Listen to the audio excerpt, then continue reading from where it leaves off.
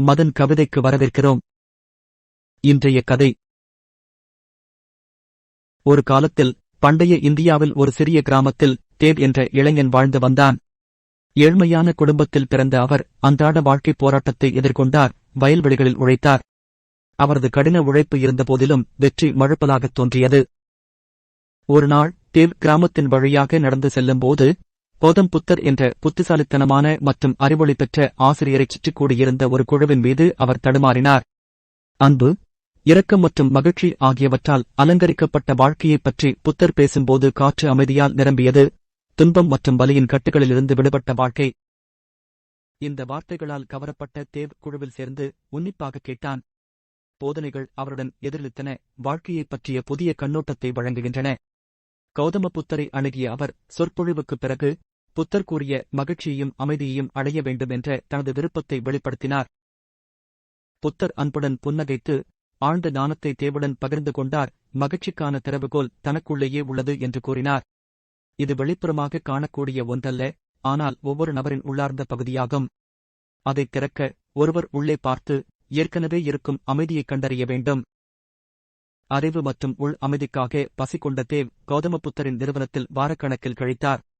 அவர் போதனைகளை உள்வாங்கினார், தியானக் கலையை கற்றுக்கொண்டார், மேலும் தன்னிடமும் மற்றவர்களிடமும் இரக்கத்தையும் கடைப்பிடித்தார். மெதுவாக ஆனால் நிச்சயமாக அமைதி மற்றும் மனநிறைவு உணர்வு அவருக்குள் மலர்ந்தது.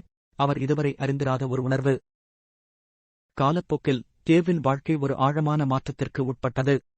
அன்றாட வாழ்க்கையின் போராட்டங்களால் இனி சுமையாக இருக்கவில்லை, கற்றல் மற்றும் வளர்ச்சிக்கான வாய்ப்புகளாக அவற்றை ஏற்றுக்கொண்டார். ஒரு காலத்தில் தன்னைவிட அதிகமாக உள்ளவர்கள் மீது அவர் கொண்டிருந்த பொறாமையும் மறைந்து வாழ்க்கை வழங்கிய எளிய இன்பங்களுக்கு நன்றியுணர்வுடன் மாற்றப்பட்டது. ஒரு நாள் கிராமத்தில் நடந்து செல்லும்போது தேவ் அழுது கொண்டிருந்த ஒரு சிறுவனை சந்தித்தார். விசாரணையில் சிறுவன் பசியுடன் இருப்பதாகவும் உணவு இல்லை என்றும் தெரிவித்தார். தயக்கமின்றி தேவ் சிறுவனை தன் வீட்டிற்கு அழைத்து வந்து அவனது அற்ப உணவை பகிர்ந்து கொண்டான். அந்த நிமிடத்தில் தேவ் ஒரு இணையற்ற மகிழ்ச்சியும் நிறைவையும் உணர்ந்தான். தேவ் மீது உணர்தல் புரிந்தது. வாழ்க்கையின் உண்மையான அர்த்தம் அவர் புரிந்து கொண்டார். செல்வம், உடைமைகள் அல்லது உலக வெற்றியுடன் எந்த தொடர்பும் இல்லை. இது அன்பு, இரக்கம் மற்றும் பிறருக்கு சேவை செய்வது பற்றியது. அந்த நாளில் இருந்து தேவ் தனது வாழ்க்கையை தேவைப்படுபவர்களுக்கு உதவுவதற்காக அர்ப்பணித்தார். கிராமத்தில் கனிவான மற்றும் தாராளமான மனிதராக நற்பெயரை பெற்றார். அன்றாட வாழ்க்கையின் போராட்டங்களால் இனி எடை போடவில்லை, சவால்களுக்கு எவ்வாறு பதிலளிக்க வேண்டும் என்பதை தேர்ந்தெடுக்கும் சக்தி தனக்கு இருப்பதாக தேவ் அறிந்திருந்தார். உள்ளார்ந்த அமைதி அவரது பரிசாக மாறியது. அவர் மற்றவர்களுடன் பகிர்ந்து கொள்ள முடியும். தேவ் மற்றும் கௌதம் புத்தரின் கதை நிலம் முழுவதும் எதிரொலித்தது. புத்திசாலித்தனமான ஆசிரியரிடமிருந்து கற்றுக்கொள்ளவும் தேவின் உதாரணத்தால் ஈர்க்கப்படவும் வெகு தொலைவில் உள்ள மக்களை ஈர்த்தது.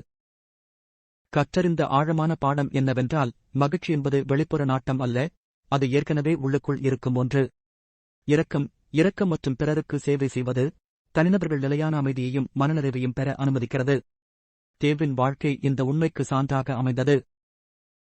எனவே எப்போதாவது இழந்ததாகவோ அல்லது மகிழ்ச்சியற்றதாகவோ உணர்ந்தால் ஒருவர் தேவ் மற்றும் கௌதம் புத்தரின் கதையை மட்டும் நினைவில் வைத்துக் கொள்ள வேண்டும். மகிழ்ச்சி, அது நமக்கு நினைவூட்டுகிறது, வெளிப்பட காத்திருக்கும் ஒரு உள்பொக்கிஷம். முயற்சி மற்றும் பயிற்சி மூலம் வாழ்க்கையை மகிழ்ச்சியான பயணமாக மாற்றும் உள் அமைதியையும் மனநிறைவையும் எவரும் காணலாம். பார்த்ததற்கு நன்றி. தயவுசெய்து எங்கள் சேனலை குழு சேரவும்.